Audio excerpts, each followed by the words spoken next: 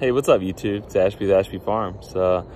Today's video is all about sharing what our experience with UBeeO unhealthy brood odor was, and kind of diving into what our experience was over the last 2 years. So we'll kind of dive right into it. Long and short, this video is a little bit dry, but again, it's scientific and it's data driven, and so I want people at home to just remember, like we paid for all of these tests with our own money.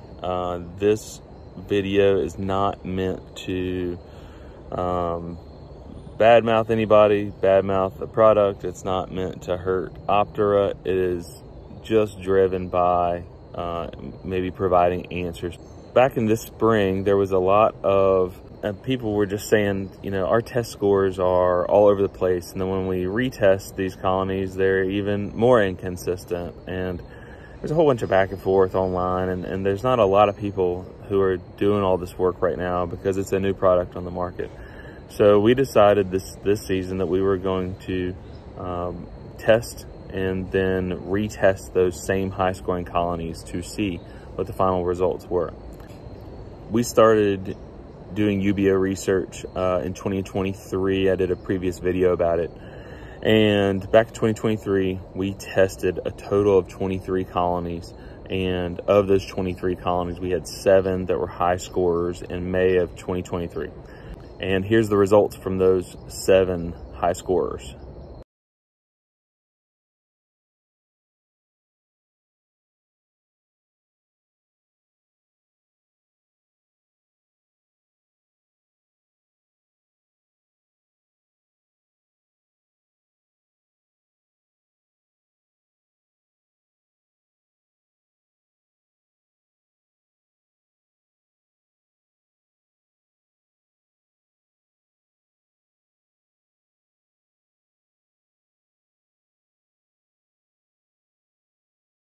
So immediately in 2023, we went ahead and we grafted right away, late May of 2023. We went ahead and made about 150 nukes off of those right away. UBeeO is a new product on the market, and it's basically a brood pheromone that you spray. It says to the colony and that the brood underneath is distressed, and the colony is going to have a reaction to that. And those that uncap, recap, or totally remove the brood, then one or both of those criteria are what you're looking for to make a high scorer. And with UBeeO, you only leave it on there for 2 hours, and then you recheck. And so those high scoring colonies, you're looking for a 60 or above. So when we started this 2024 season, we put a lot of thought into being scientific about our approach. We wanted to do everything kind of by the books or as scientifically as possible so as to have the most accurate results. So we started out and we had a total of 35 colonies that we tested on April the 22nd.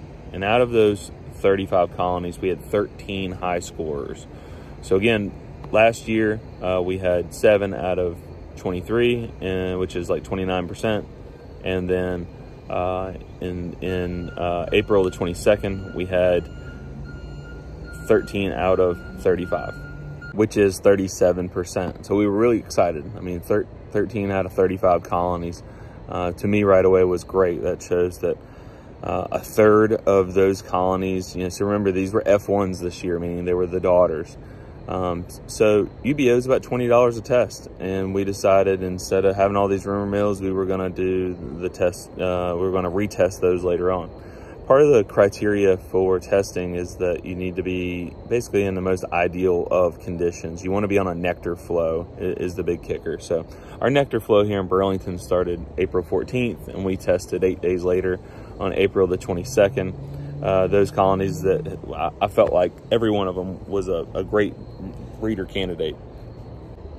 In both trials, both in the April and the May, or the assays test for their trials, when we were testing, we used multiple vials. Our thoughts were if you've got maybe a bad vial, and the vials come in batches of 5 or batches of 10, that certainly just one bad vial if that's all you're using. So we used multiple vials across it. I also wanted to say that in both April and May, we had the same experienced applicator applying the solution to the brood during each test. So we're just trying to remove all odds, and that person's one of the most experienced applicators of UBeeO out there. Let's talk about the weather conditions going on. So it was 76 degrees on April the 22nd. It was mostly sunny, a few clouds in the sky, 5-mile-an-hour breeze. And then when we came back on May the 29th, 37 days later, almost exact conditions. It was 72 degrees, mostly sunny, few clouds in the sky, 5-mile-an-hour breeze. By May the 29th, though, I have 16 apiaries here around Burlington, and the only 3 that still had a nectar flow were the 3 on our pollination contract. And we do pollination for a guy who's got 130 acres of produce. And so whatever was going on over there, you know, you walk up to a frame and you shake it out, and does a real watery nectar come out? And the answer was yes. And whatever it is about that pollination contract, those bees do fantastic every single year over there. And I think it's whatever, it's maybe a constant trickle flow, whatever it is going on there, those bees tend to do well. So in both cases, we had a nectar flow, one at the beginning, one at the end of this spring's nectar flow. And so with that, we'll dive right into the results. So remember, guys, I am no scientist. I am blessed to be surrounded by quite a few people who do have science degrees. But at the end of the day, I'm a commercial beekeeper. And like many of you at home, whether you're just a hobbyist, a sideliner, or you make your living from bees, we need a product that we can use with ease, without a lot of fluctuation of results. And we need a definitive answer about what does this mean? What is the outcome? And that's really the question here, because when we look at inherited traits, if let's say in a human, if you got a red-haired, blue-eyed human, that is going to be a red-haired, blue-eyed human for life. That's an inherited trait.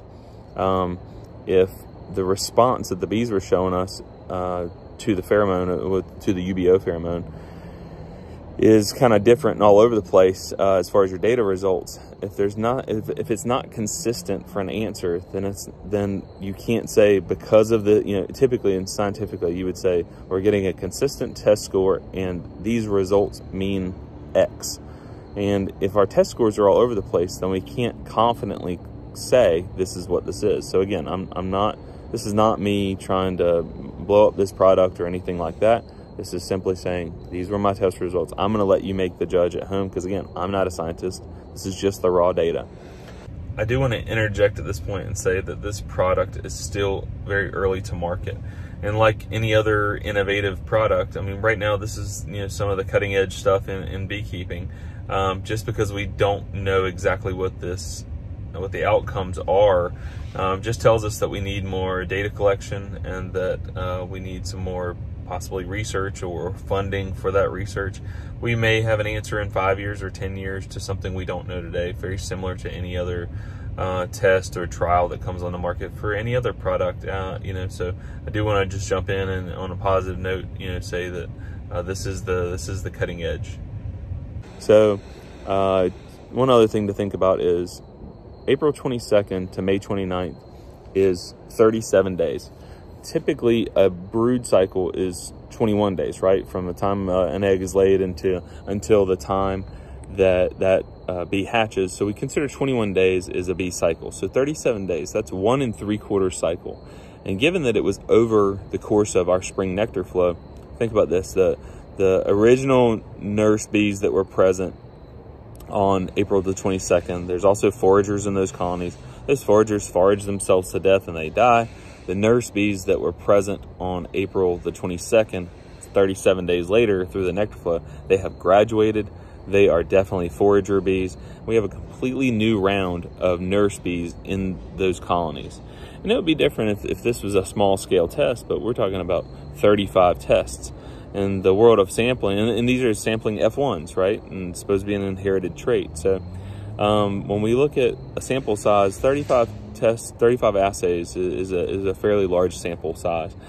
So I'm going to let you look these over. I'm going to discuss, and I'll let you make your own judgments about the results and the use of the product going forward. I'm just going to kind of run through these results. It's April 22nd is going to be always your first picture. The same hive tested on the 29th is going to be your second picture. If in this case we didn't show all of the test results because like one of them had swarmed and a couple others had some sort of issue between April 22nd and May 29th that we didn't want to waste another $20 retesting. So, you know, we just didn't. But we'll jump through these kind of rather quickly. Again, it's dry, but that's science for you. So our first colony here is 91 as the test score, and the second score was a 74.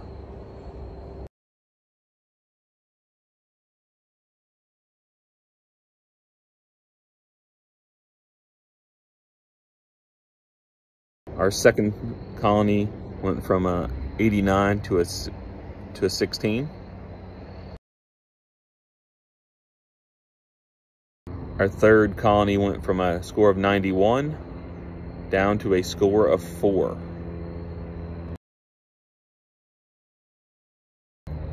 Colony number 8 went from a 94 down to a 2. Colony 15 went from a 77 to a 21.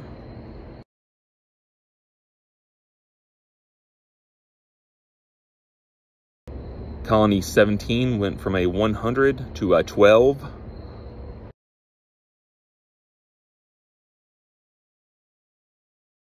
Colony 22 went from a 100 to a 57.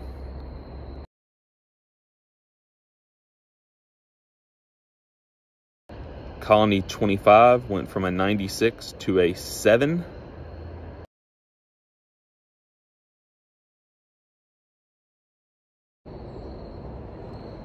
So as you can see, a lot of those results, like, you know, they're significantly different. They go from real high to real low. It would be different if this was a one-off. It would be different if these queens weren't identified and marked. It would be, you know, everything was consistent. Whether the person applying the test, different vials from the same kit. You know, we ordered quite a few. I mean, all this I funded myself. So as you can see, our data in fact was all over the place. I have tried to show this raw data the best way possible. I would certainly encourage anybody at home to try and do their own citizen scientist stuff and just try to think of every way possible that you can get the most accurate results. One other thing to let you know is we did retest about 10 colonies that were previously low scorers. Of the 10 colonies that we did score again, that went from low before, they stayed consistently low after. Colony number 11 went from 25% to 2%.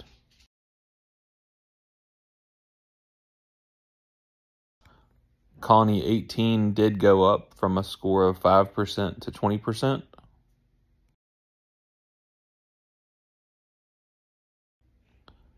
Colony 19 went from 13% to 2%.